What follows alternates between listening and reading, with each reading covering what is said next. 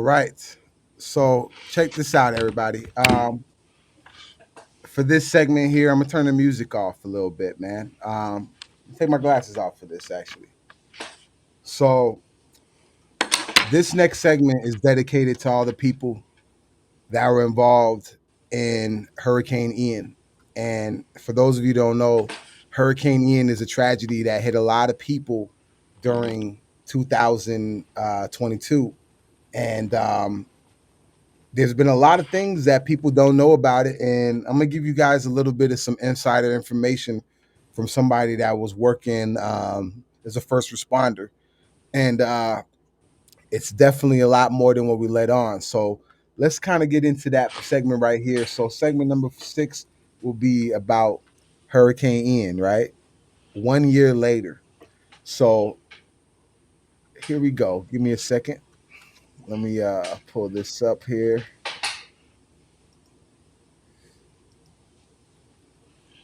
All right. So here we go. So if you take a look at this video here, it's Hurricane Ian. This is a time lapse that's showing the aftermath, like how crazy the water levels were. From what they were saying, the water levels were up to about 12 feet in the air. And this little time lapse right here is for a minute. It's going to show you how crazy it got.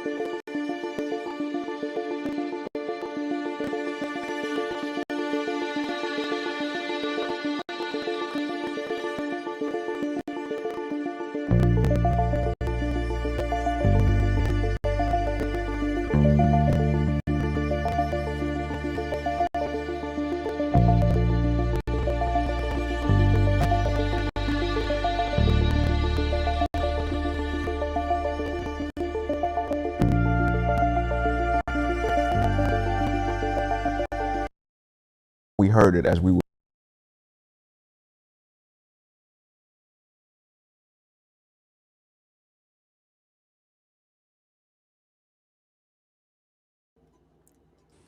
All right, so here we are, man. So check this out, man. When it comes down to it, man.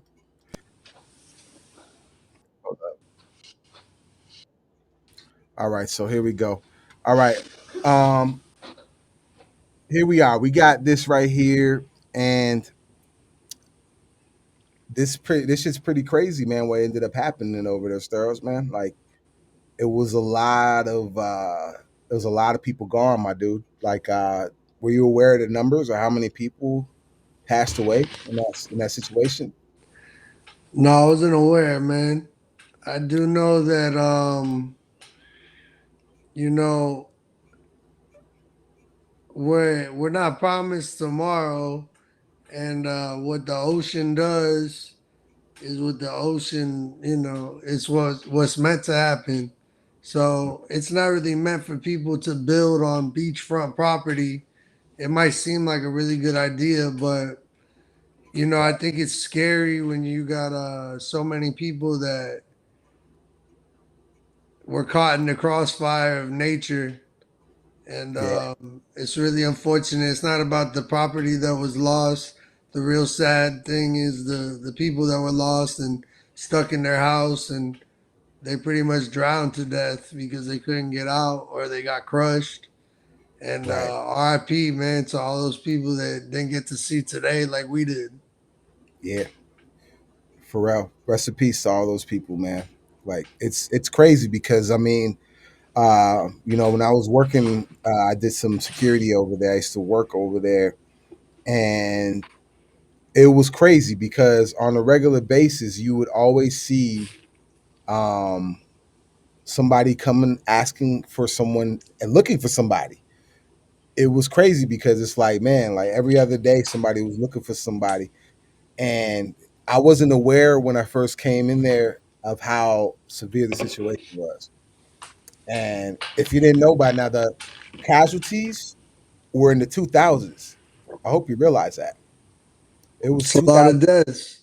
That's a And lot of that's only, I don't know what scene that was, if that was Naples, but I do know for a fact that Fort Myers Beach, Fort Myers, still to this day, is trying to recover from that time period. And a lot of businesses were destroyed and never coming back. A lot of those buildings were waterlogged and there's no money to rebuild them. A storm that catastrophic can really sets a person's life in a totally different direction, and it's dude. unfortunate. It's really unfortunate. Like, I've heard certain people kind of like talk down on it, like, oh, they rich and this and this and that. And I'm like, nah, man. You gotta look at it like a human being, man. Like nobody wants to deal with that. Like nobody should have to deal with that, especially in that way. Like I've heard some stories, man. There was a party, there was some people having a hurricane party, being Floridians and not giving a fuck about doing anything. And they ended up getting washed into the ocean, my boy. They were gone. Like gone. You hear what I'm saying? Like that. And if you see how crazy it looks when you're just standing by the ocean and looking at that vast emptiness, you're like, dude, you're not standing a chance. 12 feet of water. You saw all that right there, right? Like the video, like 12 feet of water is a whole lot to deal with. And nobody had enough time. It was going to happen that way no matter what because the hurricane was originally going, I believe, towards Tampa, and then it backed away and then came back like pulled a juke and came right back. So even if they were prepared or not or whatever, they were screwed because even if they found out, they wouldn't have had enough time to get out there in time. So like it's a real What was tragedy. different about Hurricane Ian than with other hurricanes is that it sat on the coast and it whipped in place. So what that did was instead of just like having rain and water, it created a tornado effect where the ocean water, that's why you saw so much water in Naples. We have a historic downtown Fifth Avenue and that whole thing, and we saw the video clip, it raised to the same level. So we've never really had a hurricane that just sat there by the coast like that and whipped up all this water. And no, nobody could have prepared for the damage that that hurricane did. Yeah. And I'm glad you said that when it comes to the water because what did most of the damage was not so much the wind, it was really the storm surge that did most of the damage. And I, man, you respect a lot. It makes you respect water a whole lot more. I'll tell you that, because water don't fuck around. You know what I mean? It will knock your whole house and you to the ground. So like, it's one of those things that makes you kind of realize, like, yeah, might need a survival plan because if shit like that happens, boy, I do not want to be asked out like how they were over there. They were asked out, and you know, can't help it. You know what I mean? They were stuck in an island pretty much, and once that thing gets to going, all you're gonna do is see a whole bunch of people trying to get out, and it's just gonna be a whole bunch of people stuck in that road trying to get out. Which, if you've seen, there's some other footage where you see some of the cars that were still in transit. You know what I mean? Uh, I got another clip somewhere over here, and let me see if I can find it. It was definitely like something like showing like a house, and I'm not gonna play the whole video, but it was crazy how it happened. Like it literally, you know, took the whole house down. So here, let me give you a little bit more of a idea of how things look there. So I'm gonna play this video here, and we'll take a look at at the ruins of this here. You know what I mean? All these things happen here. Look Yeah, at that's how Fort crazy. Myers Beach. That's Fort Myers Beach, right? So Hmm. like you see how crazy that looks, man? Like smithereens. It looked like somebody done went Baghdad on the place. So a lot of us in Florida, if for all the people out there, we have a tendency to miss these kind of hurricanes. That's Sanibel right there. That's the bridge right there. Sanibel as well, right there. And we have a tendency. Look at that gap, dude. So literally, we have a tendency in Florida to kind of take some of these things very lightly. That's why we'd be like hurricane party and all that stuff right there. And you know, this was a rude awakening to all the people that kind of took the hurricane thing lightly. Because I ain't gonna lie to you, over the years, stars, we missed them a lot.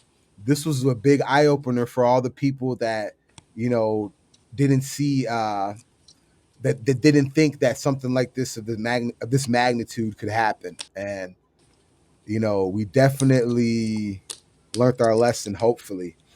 And I feel like the world doesn't really know it as But much as Lou, they should. what lesson is there to be learned? Prepare. You got to be prepared, because at the end of the day, there is a few things about the situation that could have been prevented. You know, um, the Weather Channel kind of dropped the ball on it. When it happened, they kind of gave them the information a little bit late.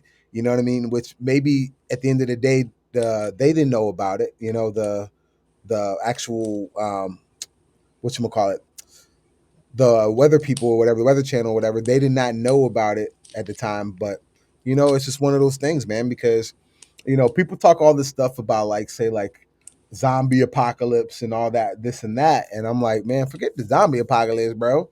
It could be just a little hiccup like this hurricane. And when it happens, it's not just a hurricane you got to worry about. You got to worry about all these people, because if you were trying to survive before the hurricane, then when the hurricane comes around, you're going to be on twice as much survival mode. So all the savagery comes out. This is another thing I haven't told you about. Same thing on Fort Myers Beach. Another thing that people don't know about. A little after that hurricane happened, there were tons of shootouts that happened in Fort Myers Beach out there. So this is the nice part of town brought to mayhem instantly.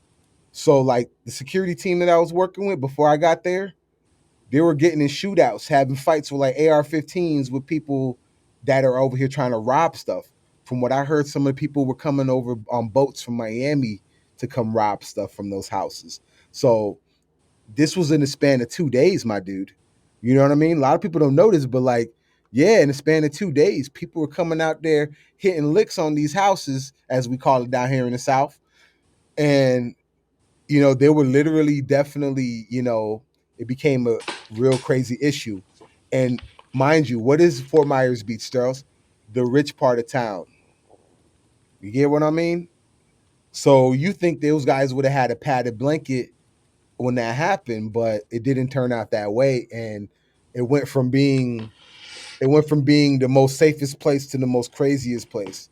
You know what I'm saying? The Wi-Fi gone, all that stuff. So, like, it's nothing to get so crazy about, but it's also something that makes you respect that doomsday prepper guy a lot more.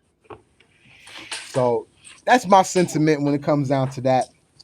And for those of you out there, you can look into it a little bit more about what happened with Fort Myers Beach.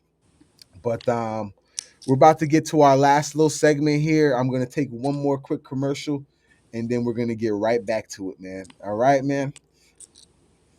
Let's go. Let's do it.